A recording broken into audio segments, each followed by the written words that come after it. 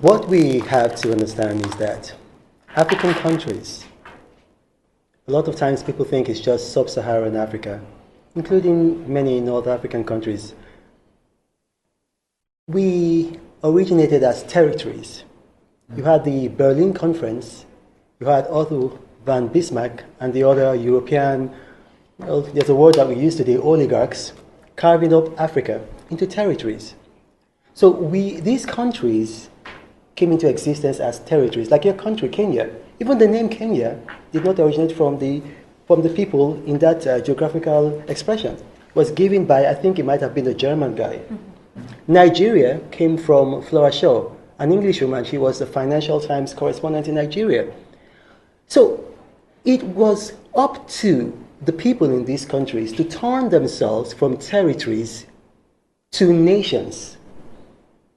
So it was never, there is nobody, no European power or no foreign power that will love you and make you a nation. No, they came to Africa to politically exploit Africa, to politically dominate Africa, and to economically exploit Africa.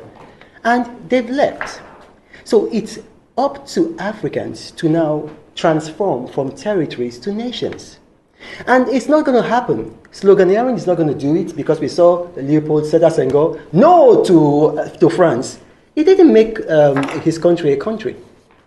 So you need policies. And in West Africa, especially in Nigeria, because we had our own civil war. I think that's probably one of the most brutal wars in Africa ever. The Nigerian Civil War, Biafra, some of you might remember that. Mm-hmm. Some people say 1 million people died, other people say 3 million people died. It's hard to put a number. But after that war, we had a God-fearing leader, General Gowon, and he did something. He said, Nigeria is not going to become a nation just by itself. We have to make it a nation. So he set up what they call the National Youth Service Corps.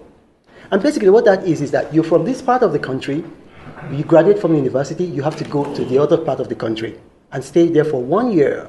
My father left the south, went to the north, and stayed there for almost forever until he died. And he was embedded there, and he became a northerner. Now, for people who are young, because basically by the time you graduate from university, there's a slight possibility that you can change, but it's really hard because the first 5 years of your life, that's your emotional scripting. So General Gowon came with an idea called unity schools.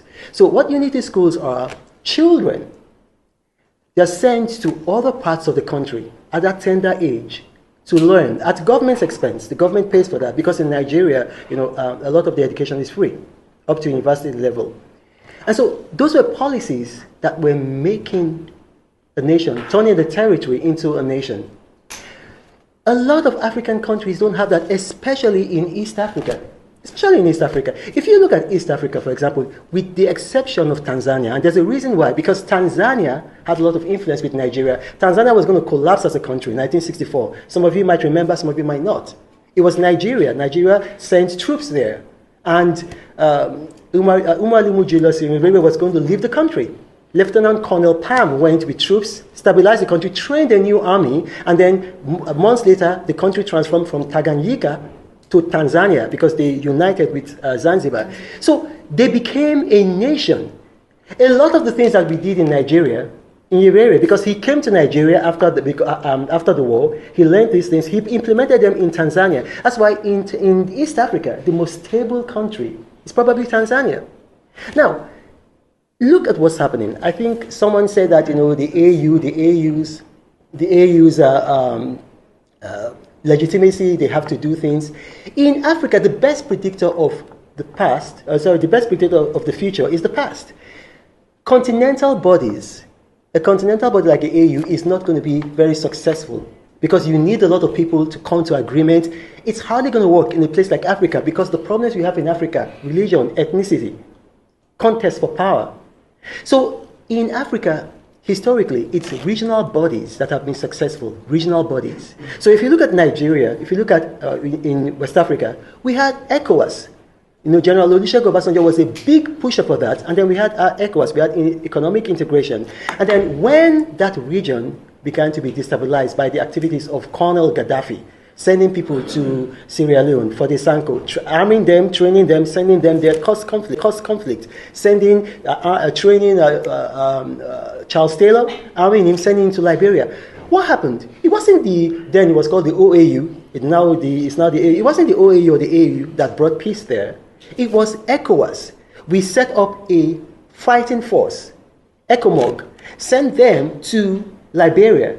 Today, Liberia is in peace. The US went, the US could not do it.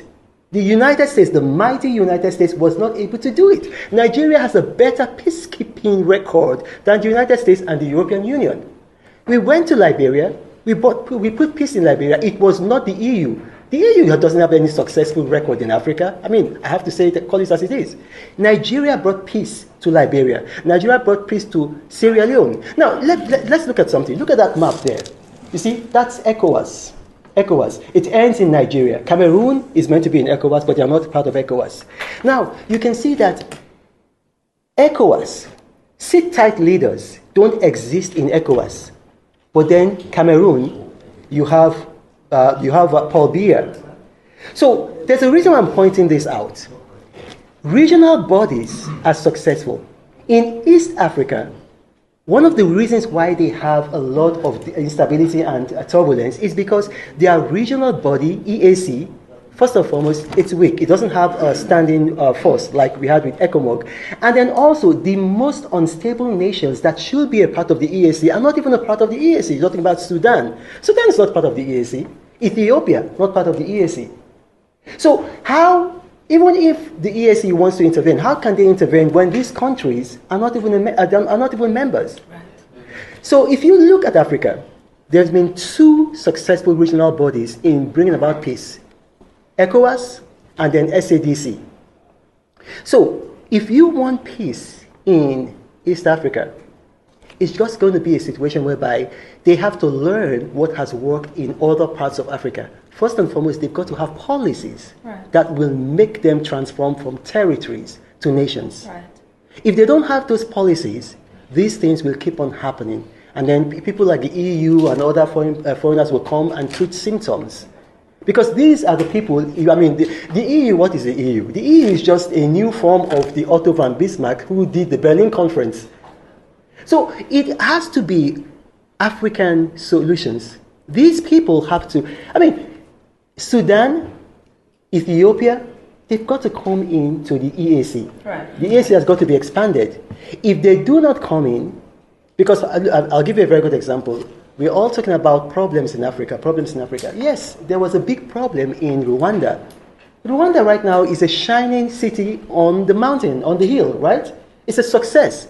And one of the reasons why it's a success is because of Kagame.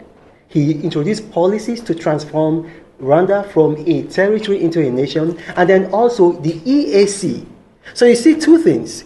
You've got to work within your country to transform your country from a territory to a nation, and then you've got to work within your sub-region for regional cooperation. Without those two things, there's never going to be peace in East Africa. Right. Okay, you mentioned Tanzania.